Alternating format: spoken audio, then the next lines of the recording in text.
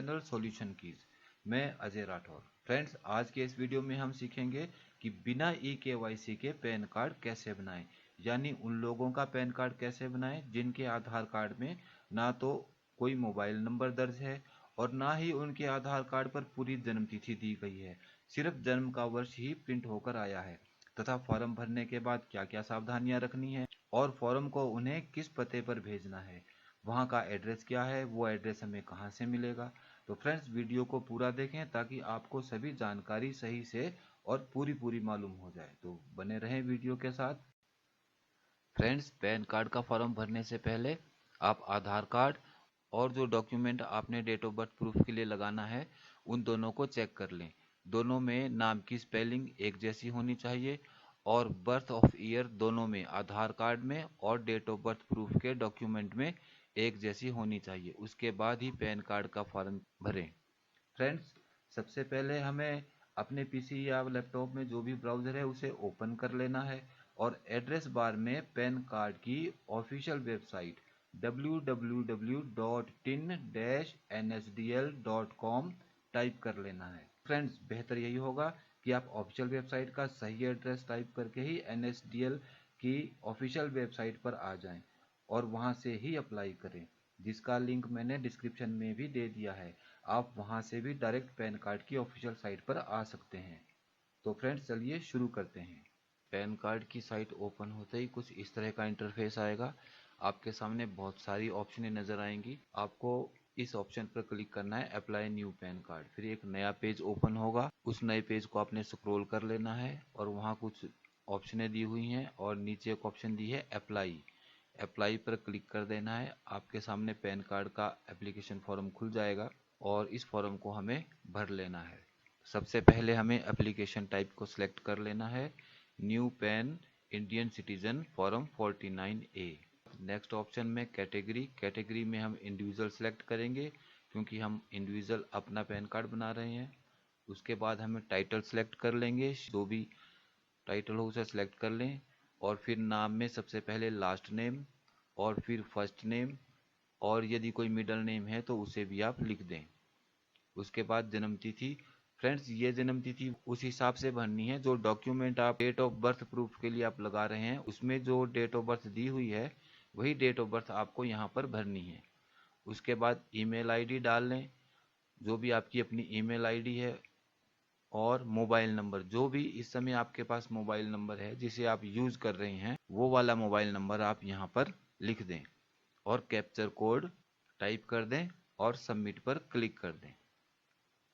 आपके पास एक नया पेज ओपन होगा।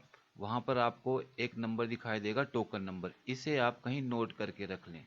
यदि आपका फॉर्म बीच में कहीं रह गया भरने से या कंप्यूटर बंद हो गया तो इसी टोकन नंबर से आप दोबारा से फॉर्म को भर पाएंगे और उसके बाद कंटिन्यू कर दें। आपके सामने यहाँ 5 स्टेप्स आएंगे। आपको वो 5 स्टेप्स क्लियर करने हैं वन बाय वन। तो पहला स्टेप है, पहले स्टेप को हम यहाँ से शुरू कर लेते हैं।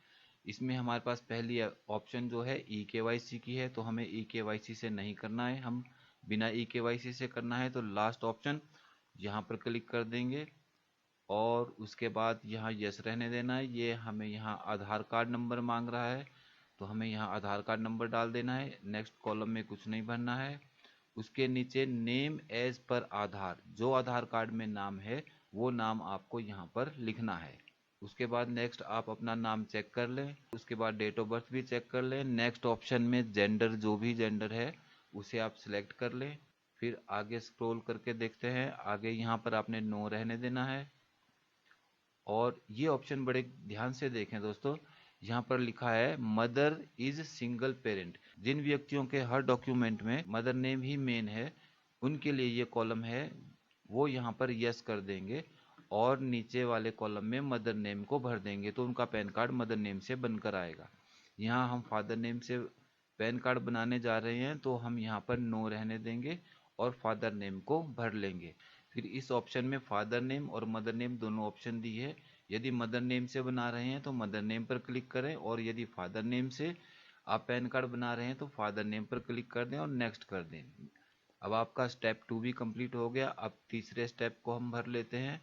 तीसरे स्टेप में इनकम है, इनकम पे हम नो क्लिक कर देते हैं, नो इनकम। और यहाँ रेजिडेंस और ऑफिस दोनों एड्रेस आपके पास हैं। इसमें हम रेजिडेंशियल एड्रेस भरने जा रहे हैं क्योंकि आधार कार्ड है हमारे पास। आधार कार्ड में जो भी एड्रेस है वो हम यहाँ पर भर देंगे।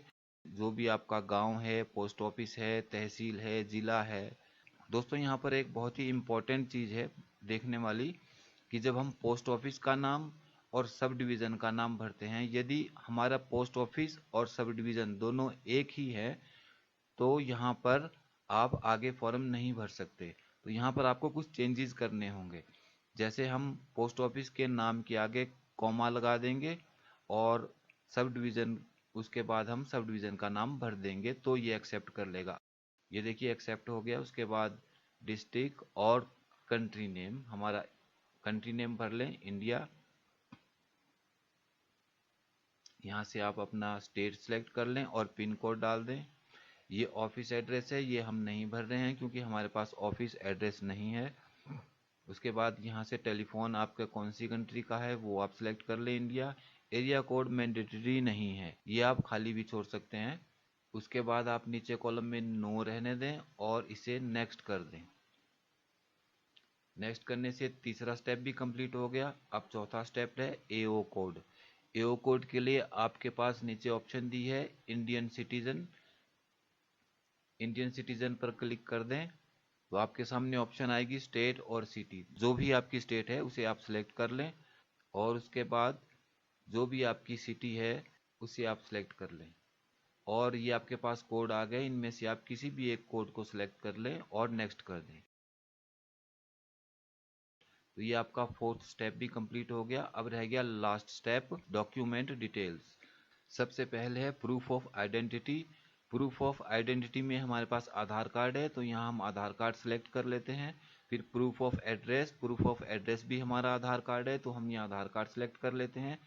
और proof of date of birth, जो भी डॉक्यूमेंट हमने डेट ऑफ बर्थ प्रूफ के लिए लगाया है उसे हम यहाँ से सिलेक्ट कर लेंगे। यहाँ पर बहुत सारी ऑप्शन हैं, उन्हें आप देख सकते हैं। बर्थ सर्टिफिकेट लगा सकते हैं आप, पेंशनर पेमेंट ऑर्डर है, मैरिज सर्टिफिकेट है, matriculation certificate, passport, driving licence, affidavit भी आप लगा सकते हैं। तो हमारे पास ड्राइविंग लाइसेंस है, हम इसे सिलेक्ट कर लेते हैं। यहाँ आपका नाम और उसके नीचे आप हिमसेल्फ और हर सेल्फ पर क्लिक कर दें और यहाँ प्लेस भर दें। जो भी आपका सब डिवीज़न है वो प्लेस भर दें और नेक्स्ट कर दें। नेक्स्ट के बाद आपके पास ये फॉर्म खुल के आ गया जो आपने भरा है। अगर इसमें कोई कमी रह गई है तो आप एडिट पर क्लिक करके आप इसे दोबारा से ठीक कर सकते हैं और फिर सबमिट कर दें। उसके बाद हम पेमेंट ऑप्शन पर आ जाएंगे, वहाँ पेमेंट पर ऑनलाइन पेमेंट पर क्लिक कर दें। ऑनलाइन पेमेंट के बाद आई एग्री एंड प्रोसीड, फिर पे कन्फर्म पर क्लिक कर दें। आपके सामने ऑनलाइन पेमेंट की बहुत सारी ऑप्शनें आ जाएंगी, debit card, credit card, internet banking, जो भी आपके पास सिस्टम है उसे आप सिलेक्ट कर लें। हम यहाँ डेबिट कार्ड से पेमेंट करने वाले हैं तो हम इसे सिलेक्ट कर लेते हैं और डिटेल को भर लेते हैं। डिटेल भरने के बाद हमें मेक पेमेंट पर क्लिक करना है। एक OTP आएगा, 107 रुपीज़ हमारी यहाँ पेमेंट कटेगी। OTP डालने के बाद सबमिट कर दें और ये दिखा रहा है पेमेंट सक्सेस। उसके बाद हम कंटिन्यू पर क्लिक कर देंगे और फिर उसके बाद यहाँ चेक बॉक्स पर क्लिक कर दें और अथेंटिकेट कर दें। यदि आपकी डिटेल सही है तो ये अथेंटिकेट हो जाएगा। उसके बाद जनरेट एंड प्रिंट, तो ये आपका पैन कार्ड का फॉर्म फुली प्रोसेस में कंप्लीट हो गया है। और यहाँ पर अब इसको ओपन करने के लिए ये पासवर्ड मांग रहा है, तो पासवर्ड इसमें जो भी डेट ऑफ बर्थ है वो आपने यहाँ पर इसमें डाल देनी है और ये आपका फॉर्म कंप्लीट हो गया है। अब आपने इसका प्रिंट निकाल लेना है दोनों तरफ से और प्रिंट निकलने के बाद उसमें आपने फ़ोटो लगा देनी है और सिग्नेचर कर देने हैं और इसे भेज देना है।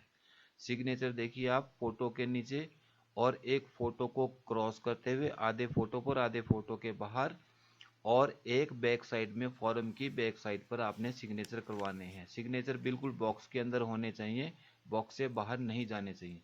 और जो भी आईडी प्रूफ लगाया है उसे भी आप सेल्फ अटेस्ट कर दें, दोनों में सिग्नेचर कर दें। उसके बाद आप इसको पैक करके एक लिफाफे में एड्रेस लिखकर और इसे आप पोस्ट कर दें रजिस्टर्ड या कोरियर द्वारा, और अपना एड्रेस भी साथ में उसमें लिख दें, भेजने वाले का एड्रेस। अब ये किस एड्रेस पर भेजना है तो इसे ध्यान से देखें। जो भी आपने मेल एड्रेस डाला है, ईमेल आईडी, उस पर एक मेल आई है। देखिए यहाँ मैं दिखा रहा हूँ आपको, ये मेल आई है फर्स्ट नंबर पर, ये टोकन नंबर है।